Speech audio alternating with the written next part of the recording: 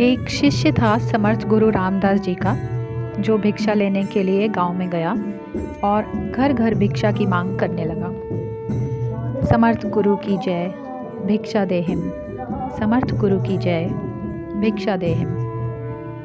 भीतर से जोर से दरवाज़ा खुला और एक बड़ी बड़ी दाढ़ी वाला तांत्रिक बाहर निकला और चिल्लाते हुए बोला, मेरे दरवाजे पर आकर किसी और का गुणगान करता है। कौन है ये समर्थ? शिष्य ने गर्व से कहा, मेरे गुरु समर्थ रामदास जी हैं, जो सर्व समर्थ हैं। तांत्रिक ने सुना तो क्रोध में आकर बोला कि इतना दुस्साहस कि मेरे दरवाजे पर आकर किसी और का गुणगान करता है, तो देखता हूँ कितना समर्थ है तेरे गुरु में। मेरा श्राप है कि तू कल का उगता सूरज नहीं देख पाएगा, अर्थात तेरी मृत्यु हो जाएगी। शिष्य ने सुना तो देखता ही रह गया और आसपास के गांव वाले भी कहने लगे कि इस तांत्रिक का दिया हुआ श्राप कभी खाली नहीं जाता। बेचारा युवक जवानी में ही अपनी जान गंवा बैठा। शिष्य उदास चेहरा लेकर वापस आश्रम की ओर चल दिया और सोचते सोचते जा रहा था कि आज मेरा अंतिम दिन है, लगता है मेरा समय खत्म हो गया है। आश्रम में जैसे ही पहुंचा, गुरु सामर्थ्य रामदास जी हंसते हुए बोले, ले आया शिक्षा, ले आया भिक्षा। बेचार शिष्य क्या बोले। गुरुदेव हंसते हुए बोले, भिक्षा ले आया? जी गुरुदेव। भिक्षा में अपनी मौत ले आया और सारी घटना सुना दी और एक कोने में चुपचाप बैठ गया। गुरुदेव बोले, अच्छा चल भोजन कर ले। गुरुदेव, आप भोजन करने की बात कर रहे हैं और यहाँ मेरे प्राण सूख रहे हैं। भोजन तो दूर, एक दाना भी मुंह में नहीं जा पाएगा। गुरुदेव बोले, अभी तो पूरी रात बाकी है, अभी से चिंता क्यों कर रहा है? चल ठीक है, जैसे तुम्हारी इच्छा। और ये कहकर गुरुदेव भोजन करने चले गए। फिर सोने की बारी आई। तब गुरुदेव शिष्य को बुलाकर बोले, हमारे चरण दबा दे। शिष्य मायूस होकर बोला, जी गुरुदेव, जो कुछ क्षण बचे हैं जीवन के, उस क्षण में आपकी सेवा करना ही प्राण त्याग करूं, आपकी सेवा करके ही प्राण त्याग करूं, यही अच्छा होगा। और फिर गुरुदेव के चरण दबाने की सेवा शुरू कर दी। गुरुदेव बोले, चाहे जो कुछ भी हो, मेरे चरण छोड़कर कहीं मत जाना। जी गुरुदेव, कहीं नहीं जाऊंगा। अपने शब्दों को 3 बार दोहराए गुरुदेव, चरण छोड़कर कहीं मत जाना, चाहे कुछ भी हो जाए। ये कहकर गुरुदेव सो गए।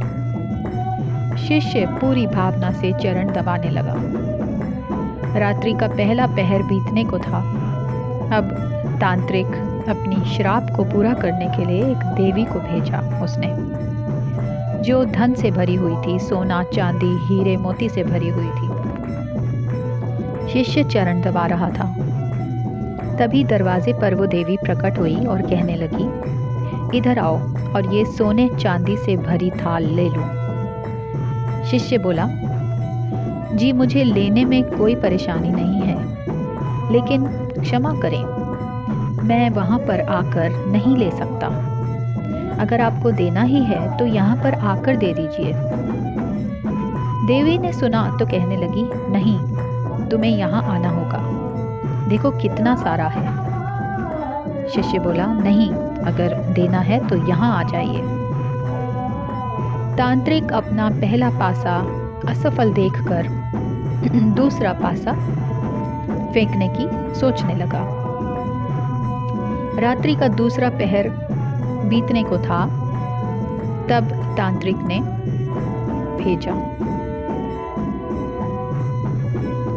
शिष्य समर्थ गुरु रामदास जी के चरण दबाने की सेवा कर रहा था। तब रात्रि का दूसरा पहर बीता और तांत्रिक ने इस बार उस शिष्य की मां के रूप में बनाकर भेजा। शिष्य गुरु के चरण दबा रहा था, तभी दरवाजे पर आवाज आई, बेटा तुम कैसे हो? शिष्य ने अपनी मां को देखा तो सोचने लगा, अच्छा हुआ जो मां के दर्शन हो गए। मरते वक्त मां से भी मिल लिया। उस औरत जो मां के रूप में धारण की हुई थी, वो औरत बोली, आओ बेटा गले से लग जाओ, बहुत दिन हो गए तुमसे मिले। शिष्य बोला, क्षमा करना मां, लेकिन मैं वहां नहीं आ सकता क्योंकि अभी गुरु चरण की सेवा कर रहा हूं। मुझे भी आपसे गले लगना है, इसलिए आप यहीं आ जाओ। फिर वो औरत ने देखा कि उसकी चाल काम नहीं कर रही तो वो चली गई।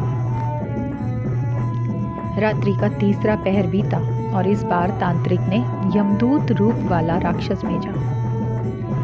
राक्षस पहुंचकर शिष्य से बोला कि चल तुझे लेने आया हूं, तेरी मृत्यु आ गई है, उठ और चल।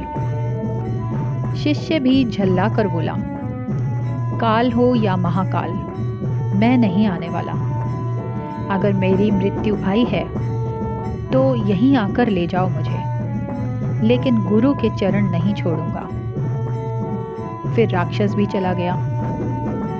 सुबह हुई, चिड़ियां अपने घोंसले से निकलकर चहचहाने लगी।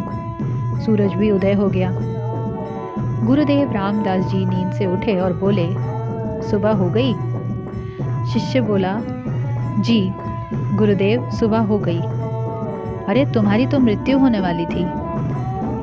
तुमने ही तो कहा था कि तांत्रिक का श्राप कभी भी व्यर्थ नहीं जाता, लेकिन तुम तो जीवित हो।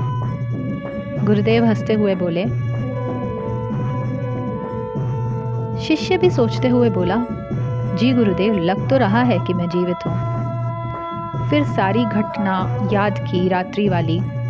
फिर समझ में आया कि गुरुदेव ने क्यों कहा था कि चाहे जो भी हो जाए मेरे चरण मत छोड़ना। शिष्य गुरुदेव के चरण पकड़कर खूब रोने लगा।